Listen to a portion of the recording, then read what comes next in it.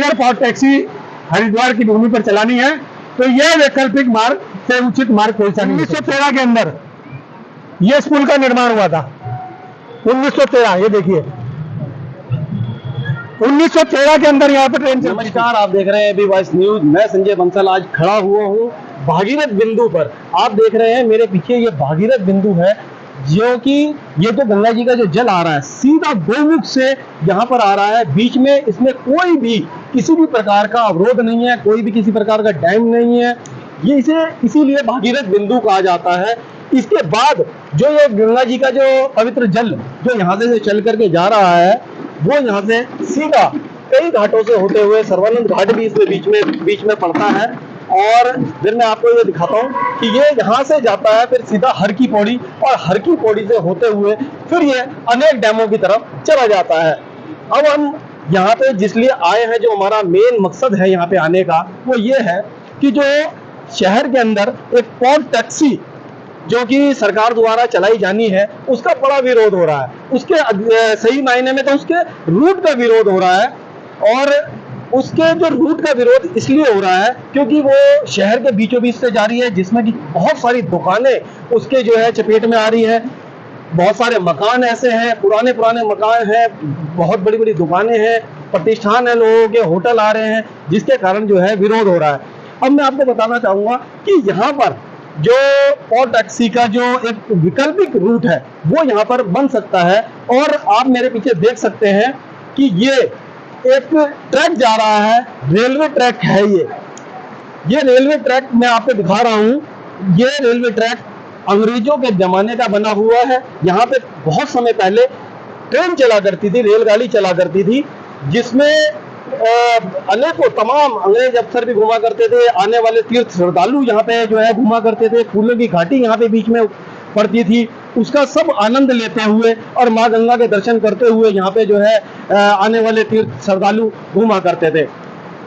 अब मैं आपको ये दिखाऊंगा कि वो ये जो पूरा जो इसे दूधिया बंद बोलते हैं, और ये यहाँ पे ये ट्रैक पूरे में बिछा हुआ था। आज भी इसके जो है चिन्ह अवशेष यहाँ पर मौजूद है, जो कि दर्शाते हैं कि यहाँ पे सचमुच में जो है ट्रेन चला करती थी। और इसके बारे में अब मैं आपसे को ज्यादा जानकारी के लिए लेकर के चलूंगा संजय चोपड़ा जी, जो कि समाज सेवी हैं और अनेकों बार उन्होंने जो है मीडिया की मदद करी है ऐतिहासिक मामलों को लेकर के। आज भी मैं उनसे जानना चाहूंगा कि वो किस तरीके से इस चीज को देखते हैं। चोपड़ा जी, लगातार पॉट टैक्सी का विरोध हो रहा है, उसके रूट का विरोध हो रहा है, इसके बारे में आप क्या बताना चाहेंगे? देखिए, लगातार पॉट टैक्सी का विरोध तो हो रहा है, लेकिन हमारे जो सम्मानित साथी हैं उसका विकल्प नहीं बता पा रहे, क्योंकि हमने इस गंगा की माटी में जन्म लिया है और बचपन से ही कुछ ऐसी जिज्ञासा रही है कि नई चीज खोज की जाए, और नई खोज के साथ में कि हमारी धर्म नगरी का कैसे विकास हो उसके बारे में सोचा जाए। विकास ही विकास हो, विनाश ना हो, ऐसी मेरी सोच है। और लगातार आपने देखा होगा कि जब रोड़ी बेलवाला में पार्किंग हुआ करती थी और पार्किंग वहां से हटने के उपरांत बड़ी दिक्कतें होती थी, उस दौरान हमने एक लंबा आंदोलन चलाया। मोती बाजार के हमारे साथी, बड़े बाजार के हमारे साथी, एक लंबा आंदोलन मैंने चलाया, और उस लंबे आंदोलन की बदौलत आज अगर आप देखेंगे कि नीलधारा के नजदीक दीनदयाल उपाध्याय जो पार्किंग है, जो हरिद्वार को पूरा बिजनेस देती है, व्यापार देती है, और तमाम तीर्थ यात्रियों को किसी प्रकार की कोई कठिनाई नहीं होती है, और उस पार्किंग में आने के उपरांत वो अपनी गाड़ी पार्क करते हैं और हर की पौड़ी आसानी से चले जाते हैं। तो ये सुझाव हमारे थे रचनात्मक, और उन सुझाव के साथ हमने आगे बढ़ा, और उस टाइम पर जो है, जो उस टाइम की सरकारें थी, उन्होंने हमारी बात को समझा। मैं कहना चाहता हूं आपके माध्यम से कि पॉट टैक्सी अगर बनानी है या उसका रूट तय करना है तो बहुत आसान सा रूट है। दाम कोठी से और सप्तऋषि तक सन 47 से पहले भी और देश आजाद होने के उपरांत लगभग सन 70 तक इस क्षेत्र के अंदर हाथ से धकेलने वाली एक एक ट्रॉली चलती थी। उस ट्रॉली के अंदर कुछ हमारे अफसर आते थे, क्योंकि बहुत से अफसर जो है अंग्रेजों के जमाने में बहुत से अफसर ऐसे होते थे कि वो क्रिश्चियन होते थे। क्रिश्चियन होने के कारण जो है उनको हरकी पौड़ी पे प्रवेश नहीं मिलता था। ऐसा हरकी पौड़ी का बायलॉज अंग्रेजों के जमाने का है। उस दौरान उनको उस पुल पे, अगर हरकी पौड़ी के सामने आप देखेंगे एक तिरछा सा पुल है, उस पुल पर जो है लेके आया जाता था और वहां से गंगा आरती इनको दिखाई जाती थी उस ट्रॉली के रूप। उस ट्रॉली के स्वरूप फिर उनको आगे, क्योंकि आगे यहाँ पर बाग बगीचे थे, यहाँ पर फूलों की घाटी थी जहाँ पर वीआईपी घाट बन गया है। उससे आगे जहाँ पर अगर आप देखेंगे विवेकानंद जो पार्क बना है, यहाँ भी तमाम क्षेत्र जो था ये यहाँ पर बगिया थी, बागवान था पूरा का पूरा। यहाँ पर जामुन के पेड़ थे, अमरूद के पेड़ थे, आम के पेड़ थे, फलदार वृक्ष थे। आज भी अगर आप लालजी वाला क्षेत्र में देखेंगे तो यहाँ पर जो है फलदार वृक्ष थे। इन क्षेत्रों से वो ट्रॉली होती थी, सप्तऋषि तक जाती थी। मेरा कहने का तर्क सिर्फ इतना है आपके माध्यम से कि यदि अगर पॉट टैक्सी हरिद्वार की भूमि पर चलानी है तो यह वैकल्पिक मार्ग से उचित मार्ग कोई सा नहीं हो सकता। ये सबूत बता रहे हैं। कहां से कहां तक के लिए ये रूट बैठता है? ये देखिए, जो अभी रूट बताया जा रहा है वो बताया जा रहा है हरकी पौड़ी तक। वो हरकी पौड़ी तक का रूट बताया जा रहा है उसमें, जिसमें मैप में हमने देखा है और कहा गया है कि उस योजना को आगे भी ऋषिकेश तक ले जाया जाएगा, देहरादून तक ले जाया जाएगा। हम आपके माध्यम से कहना चाहते हैं कि जो इसके इंजीनियर हैं, जो इसके एक्सपर्ट हैं, अमूमन तो खैर जो कमेटी बनी है उस कमेटी में हमारे जैसे लोगों को रखा जाना चाहिए था, गंगा सभा को रखा जाना चाहिए था उस कमेटी में। उस कमेटी में जो हमारे व्यापारी संगठन है, जो ईमानदारी के साथ व्यापारियों की बात करते हैं, उन संगठनों के प्रतिनिधियों को रखा जाना चाहिए था, जो हरिद्वार के विकास के बारे में जानते हो, जो हरिद्वार की भौगोलिक परिस्थितियों के बारे में जानते हो। जैसे कि वरिष्ठ पत्रकार हमारे कौशल सिकोला जी हैं, उन्होंने हरिद्वार के बारे में बहुत कुछ लिखा है। बहुत से ऐसे पत्रकार भाई हैं, जायसवाल जी हैं, बहुत सारे ऐसे पत्रकार हैं, हमारे पांडे जी हैं, बहुत सारे ऐसे पत्रकार हैं जिन्हें हरिद्वार की भौगोलिक परिस्थितियों का पता है। ऐसे लोगों को उस कमेटी के अंदर रखा जाना चाहिए था, नहीं रखा गया। उसकी बात को आप छोड़ दीजिए, लेकिन आज ये मुद्दा हरिद्वार की गलियों में बना पड़ा। हरिद्वार की सड़कों पर व्यापारी लगातार इस पे आंदोलन चलाए हुए हैं। मेरा आपके माध्यम से कहना यही है कि सरकार इस रूट का संज्ञान ले और इसका सर्वे करे। और ये सर्वे सीधा सीधा मैं कहना चाहता हूं, यदि धामकोटी से सप्तऋषि तक का ये वैकल्पिक मार्ग बनता है, आने वाले दिनों में अगर पॉट टैक्सी चलाई जाती है, आप देखेंगे बूढ़ाधारी पर जाम लगा रहता है। बूढ़ाधारी के आगे अगर आप जाएंगे, अगर आपको देहरादून का सफर तय करना है, ऋषिकेश का सफर तय करना है, हम तो लोकल लोग हैं, हम तो स्कूटर लेकर इधर से निकल जाते हैं, हम तो जल्दी पहुंच जाते हैं, हमें रास्ते पता है। और जो तीर्थ यात्री है उसको देहरादून जाने में, ऋषिकेश जाने में घंटों लग जाते हैं। तो मैं कहना चाहता हूं इससे बढ़िया वैकल्पिक मार्ग पॉट टैक्सी के लिए नहीं हो सकता। और पॉट टैक्सी ऊपर चले और नीचे यहाँ पर रोड चले, उसके स्टेशन बन जाएंगे, ऊपर पॉट टैक्सी चले। व्यू देखेंगे आप, ये भागीरथ बिंदु है, ये दर्शनीय स्थल है, ये दर्शनीय स्थल है संजय जी, ये भागीरथ बिंदु। और इस दर्शनीय स्थल को मैं समझता हूं तीर्थ यात्री इस दर्शनीय स्थल को देख नहीं पाते हैं, यहाँ दर्शन करते हैं। तो मैं कहना चाहता हूं ये ट्रैक इस बात को दर्शा रहा है कि अंग्रेज जो योजना बनाते थे वो सैकड़ों साल की योजना बनाते थे, हजारों साल की योजना बनाते थे। और आज जो हमारे इंजीनियर हैं वो जो योजना बनाते हैं वो कुछ ही दिनों में सुधर कर आ जाती है। अभी आपने देखा कि बिहार के अंदर एक पुल धराशायी हो गया और वो पुल का अभी देखा जाए तो संचालन भी शुरू नहीं हुआ था। तो मैं कहना चाहता हूं कि यह रूट पॉट टैक्सी के लिए बहुत ही अति सुंदर रहेगा। और ये देखिए, ये रेल की पटरी ये बोल रही है, देखिए यहाँ पर ये बोल रही है, ये आवाज कर रही है, देखिए ये यहाँ पर लाइन की पटरी है, यहाँ पर निश्चित रूप से ट्रेन चलती थी। हम दावा करते हैं इस बात का कि यहाँ पर ट्रेन चलती थी। अभी अगर आप देखेंगे इस पुल के अंदर जो है इसकी मियाद लिखी हुई होगी और इस पर लिखा गया होगा जिस टाइम पर यह बनाया गया होगा ये किस काम में यूज आएगा। आज ये लोगों के लिए वैकल्पिक मार्ग बना हुआ है। पैदल जो थी हमारे भीमगोटे के जो हमारे साथ हमारे निवासी हैं, खड़खड़ी के निवासी हैं, भोपतवाड़ा के निवासी हैं, वो इस मार्ग का उपयोग करते हैं। मैं आपके माध्यम से कहना चाहता हूं कि पॉड टैक्सी अगर चलानी है तो निश्चित रूप से इसकी खोज करें, इस मार्ग की खोज करें और बड़े आसानी से रेलवे स्टेशन से अंदर ही अंदर एक सुरंग दें और वो सुरंग आ जाए कहां पे, डामकोटी के पास। डामकोटी में स्टेशन और पॉड टैक्सी का, वहां से पॉड टैक्सी चले और सीधी सप्तऋषि तक आए। मैं इससे बढ़िया कोई वैकल्पिक मार्ग नहीं हो सकता। आंदोलन चल रहा है। ये मार्ग जो है कहां से कहां तक जाता है?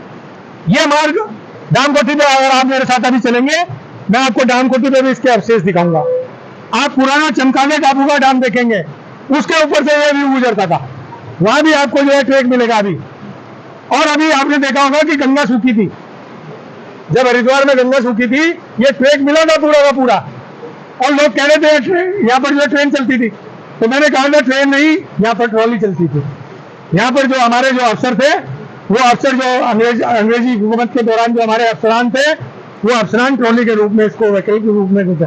देखिए हमारे साथी आ रहे हैं मोटरसाइकिल वाले भाई, ये लोकल होंगे, ये लोकल साथी हैं जिन्हें इस मार्ग का पता है और इस मार्ग से देखिए जा रहे हैं, क्योंकि जान से बचना है तो इससे बढ़िया कोई वैकल्पिक मार्ग नहीं है। तो मैं आपके माध्यम से कहना चाहता हूं कि सरकार को इसका संज्ञान लेना चाहिए और प्रशासन को इसका संज्ञान लेना चाहिए।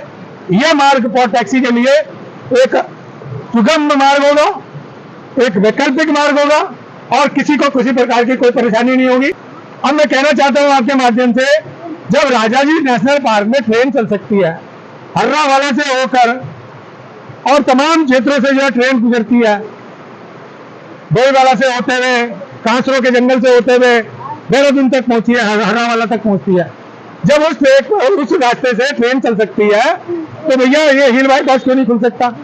एक हील बाईपास खुलना चाहिए, एक वैकल्पिक मार्ग ये आना चाहिए। मैं समझता हूँ जनता को जान से निजात मिल जाएगी और हरिद्वार के अंदर जो सरकार, केंद्र सरकार, राज्य सरकार पॉड टैक्सी लगाना चाह रही है वो लगा सकती है। देखिए हम विकास के विरुद्ध नहीं है, हरिद्वार का विकास होगा। आने वाली पीढ़ियां, जो हमारी जनरेशन होगी, हमारे बच्चे उनके बच्चे होंगे, वो कहेंगे कि बुजुर्ग लोग कर क्या रहे थे, जो हमारी पीढ़ी थी वो कर क्या रही थी, क्या उन्होंने हमारे बारे में ये नहीं सोचा कि वैकल्पिक मार्ग। आज के माध्यम से ये बात, ये ट्रैक इस बात को दर्शा रहा है कि यहाँ पर मार्ग था, यहाँ पर ट्रॉली चलती थी, यहाँ पर ट्रेन चलती थी। यदि आपको ट्रेन चलानी है, यदि आपको पॉड टैक्सी चलानी है, इससे बढ़िया कोई मार्ग नहीं। अब ये देख रहे हैं आप, ये सीधा सप्तऋषि मार्ग है और ये लालजी वाला से सप्तऋषि तक का मार्ग है, सप्तऋषि आश्रम तक का। इससे बढ़िया वैकल्पिक मार्ग हो सकता है कोई? छोटी गाड़ियां चलाने के लिए यदि कोई टैक्सी, आज की तारीख में हरिद्वार के अंदर जाम लगा रहता है और ये देखो बिरान पड़ा हुआ है, यहाँ कुछ नहीं करना, यहाँ थोड़ी सी जो है बजरी घेर के यदि यहाँ पर अगर सड़क बन जाती है तो कितना बड़ा मार्ग, ये वैकल्पिक मार्ग निकलता है और कितने लोगों को जाम से निजात मिलेगी। डामकोटी आ गए हैं, वो डामकोटी सामने है और वो डामकोटी के सामने आप देखोगे वो डैम है पुराने वाला, और पुराने डैम से ये पुल आ रहा है।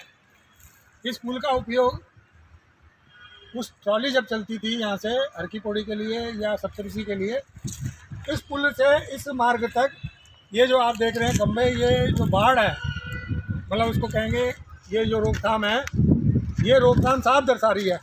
पुराने खंबे हैं, साफ बता रहे हैं, आज के नहीं है।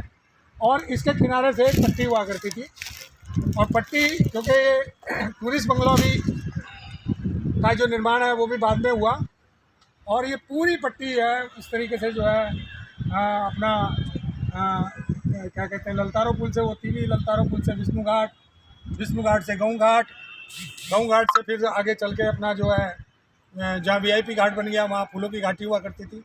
तो ये पूरा का पूरा मार्ग है आज भी। तो मकसद इस बात का है कि ये मार्ग जो है बिल्कुल उचित है और इस मार्ग का कोई उपयोग नहीं है। बहुत से क्षेत्रों के अंदर यहाँ पर जो है अतिक्रमण भी हो रखा है और उस अतिक्रमण की भी निजात मिलेगी ऊपर मैं फिर आपके माध्यम से कहना चाहता हूँ कि ऊपर और टैक्सी चले, नीचे वैकल्पिक मार्ग हो, इससे बढ़िया कोई उचित स्थान नहीं हो सकता। एक बात आपके माध्यम से कहना चाहता हूँ, गाड़ी बुला रही है, सीटी बजा रही है, चलना ही ज़िंदगी है, चलती ही जा रही है।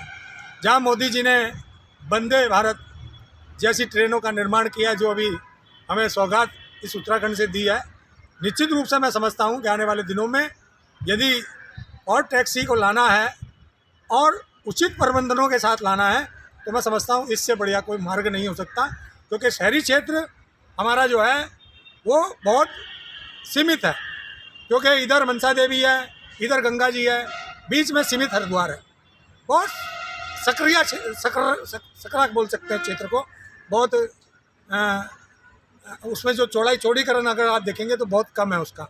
और आने वाले दिनों में उसी क्षेत्र से साइयाँ निकलती हैं, उसी क्षेत्रों से अभी आप देखेंगे कि बहुत से क्षेत्रों के अंदर वहाँ आबादी के क्षेत्रों में स्कूलें बस निकलती हैं, उनको बहुत दिक्कतें होती हैं। यदि उस क्षेत्र के अंदर अगर पिलर खड़े कर दिए जाएंगे तो मैं समझता हूँ वो पूरा क्षेत्र जो है सक्रिय हो जाएगा, सक्रिय है और ज़्यादा सक्रिय हो जाएगा और बहुत ज़्यादा परेशानी होगी। और मैं समझता हूँ कई दुकानदारों के, हमारे जो साथी हैं, दुकान वाले हैं, उनको परेशानी होगी। लेकिन फिर मैं आपके माध्यम से कहना चाहता हूँ, हम विकास विरोधी नहीं हैं। अगर हमें कोई समस्या बतानी है तो समस्या के बाद में समस्या का समाधान भी हमारे पास ही होना चाहिए। ये नहीं कि समस्या का ढोल खींच दिया, ढोल बजा दिया ज़ोर ज़ोर से कि ये समस्या है, ये समस्या है, ये समस्या है। अरे यार, समस्या है तो समस्या का समाधान भी तो बताओ।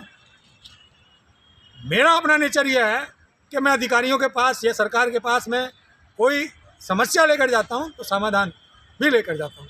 तो अगर पॉट टैक्सी को यहाँ लाना है, सरकार को लाना है, केंद्र सरकार को लाना है, राज्य सरकार को लाना है, तो निश्चित रूप से हरिद्वार का विकास होना चाहिए। हरिद्वार का विकास ऐसा होना चाहिए, विदेशों की तर्ज पे होना चाहिए, इसकी पौराणिकता होनी चाहिए, भव्यपन आना चाहिए, हमारा सनातन दिखाई देना चाहिए उसके अंदर पूरा का पूरा।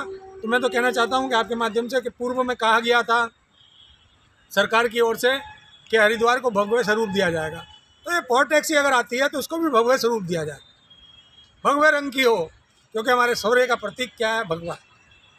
भगवे रंग की हो, ऑरेंज कलर की टैक्सी यहाँ से ऊपर से नीचे, ऊपर से चले, और ये जो है मार्ग हमारा जो है ऑरेंज कलर का हो, बहुत सारे पेड़ पौधे लगे हुए हों, बहुत सारा अच्छा व्यू हो, बीच बीच में छोटे छोटे रेस्टोरेंट हों, इस तरीके का एक व्यू यहाँ पर बन सकता है। धन्यवाद। मैं तो आपका धन्यवाद करना चाहूँगा ABP वाइस का, जिन्होंने हरिद्वार के अंदर हरिद्वार की विकास की खोज की है।